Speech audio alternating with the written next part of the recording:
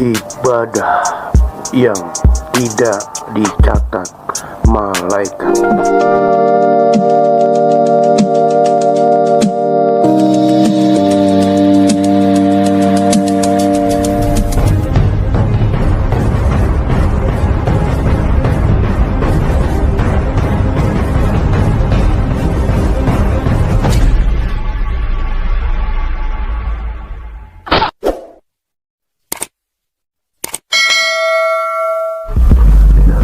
Luangkan waktu Anda 5 menit menyimak kisah ini dan ambil pelajaran darinya.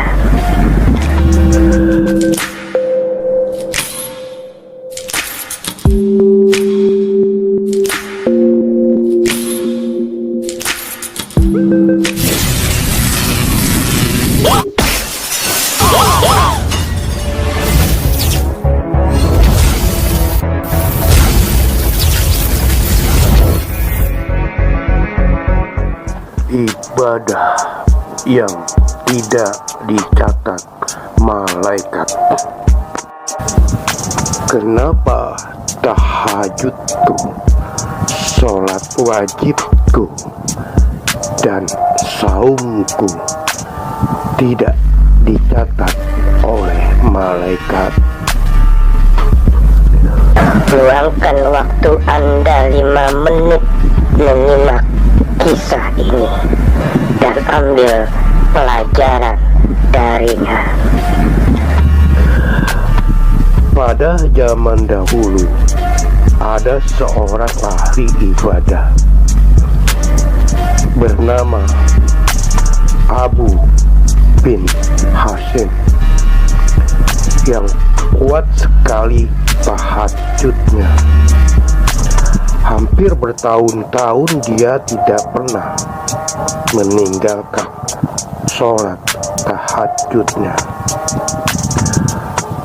Pada suatu malam ketika hendak mengambil air wudhu untuk tahajud, Abu bin Hasim dikejutkan oleh kehadiran satu makhluk yang duduk di tepi telaganya.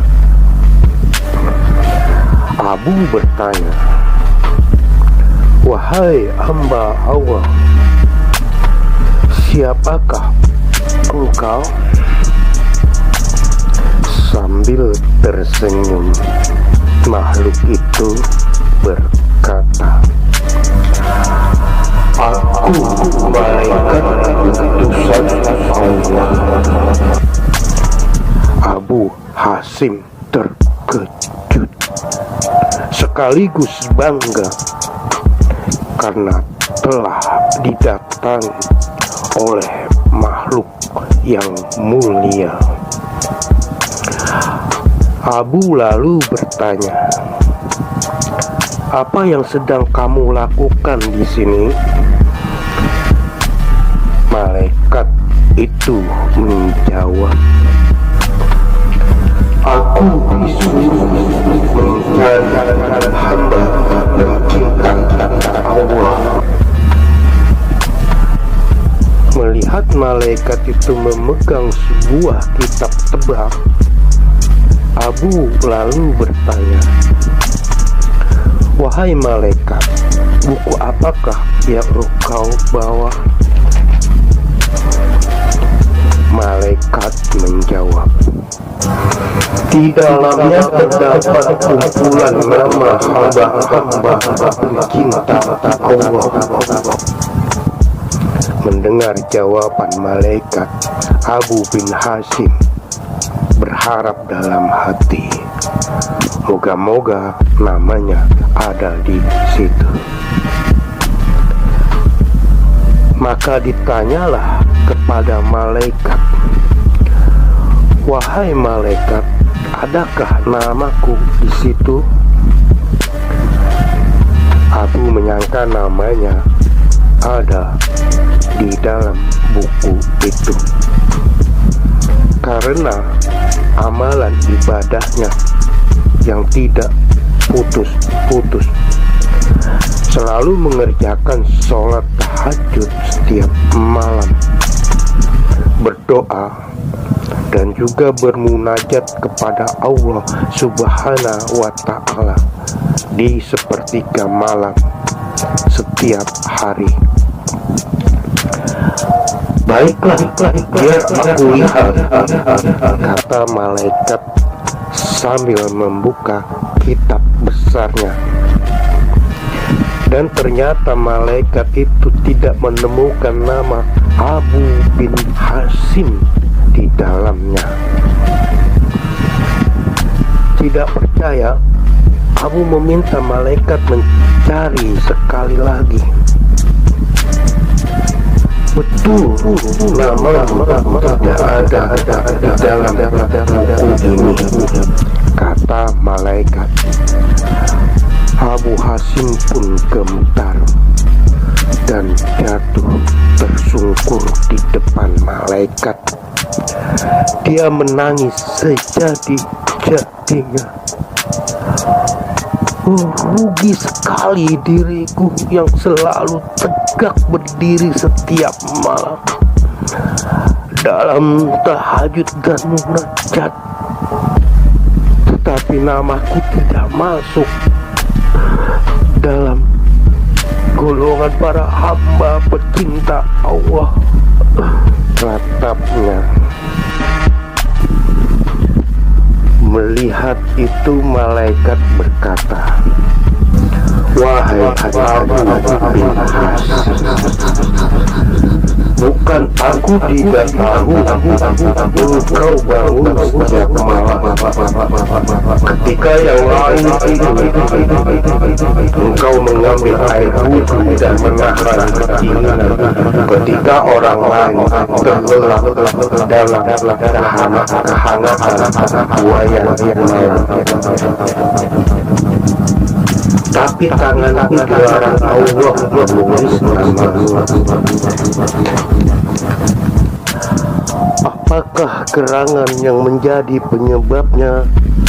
tanya Abu bin Hasim.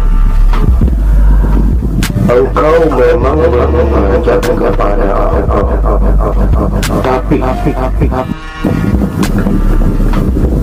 engkau asik ibadah memikirkan diri sendiri, sedangkan di kanan kirimu ada orang sakit, ada orang lapar, ada orang yang sedang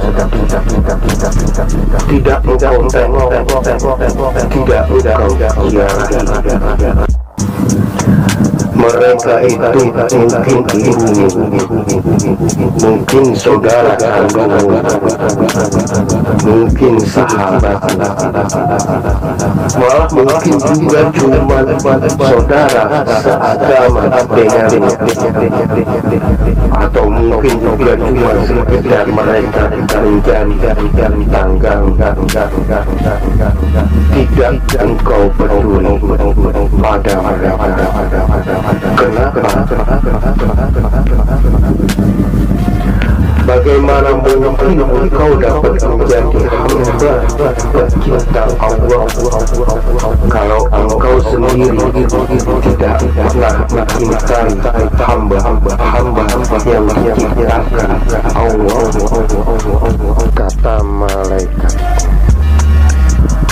Abu bin Hasim seperti disambar petir di siang hari. Dia tersadar hubungan ibadah manusia tidaklah hanya kepada Allah semata, hablum minallah, tetapi juga kepada sesama manusia, hablum minannas. Jangan bangga dengan banyaknya sholat, puasa, dan zikir, karena itu semua belum membuat Allah senang.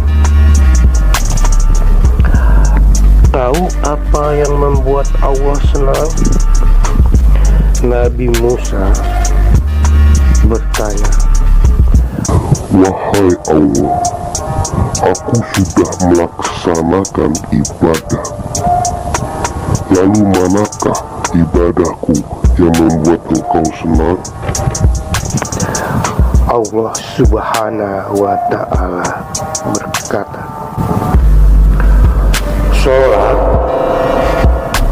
Sholatmu itu untukmu sendiri, karena dengan mengerjakan sholat engkau terpelihara dari perbuatan keji dan mungkar. Zikirmu itu hanya untukmu sendiri, membuat hatimu menjadi tenang. Puasamu itu untukmu sendiri, melatih dirimu untuk memerangi hawa nafsumu sendiri. Nabi Musa bertanya, lalu apa yang membuatmu senang, ya Allah?